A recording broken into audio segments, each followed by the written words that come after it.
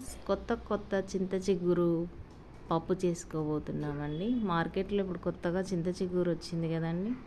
ఎంతో పుల్లగా టేస్టీగా ఉండే చింత చిగురు పప్పు చేసుకుందాం మనం. ముందుగా చింత చిగురుని తీసుకొని ఇలా కొంచెం చేతుల్లో వేసుకొని ఇట్లా నలపాలండి. నలిపితే కొంచెం పొడి పొడిగా వస్తుంది మనకి. ఆ ఆకులన్నీ కూడా నలిగి ఇలా ఇలా వచ్చిన తర్వాత కొంచెం కర్రలు కర్రలు ఉంటాయి, తీసేసేయండి. ఉట్టి పొడిని మాత్రం ఉంచుకోండి. తర్వాత మన ముద్దపప్పు ఉడకబెట్టుకొని ఆ పప్పులోనే మనం చింత చిగురు కొంచెం యాడ్ చేసుకోవాలి.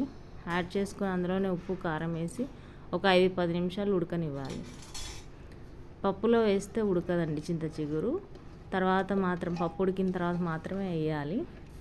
వేసినాక కొంచెం తాలింపు పెట్టేసుకుంటే మన తాలింపు తీసుకొచ్చి పప్పులో వేసేస్తే చింత చిగురు పప్పు రెడీ అయిపోతుంది. చూడండి, ఎంతో టేస్టీగా ఉండే చింత చిగురు పప్పు రెడీ అయింది, పుల్ల పుల్లగా టేస్టీగా.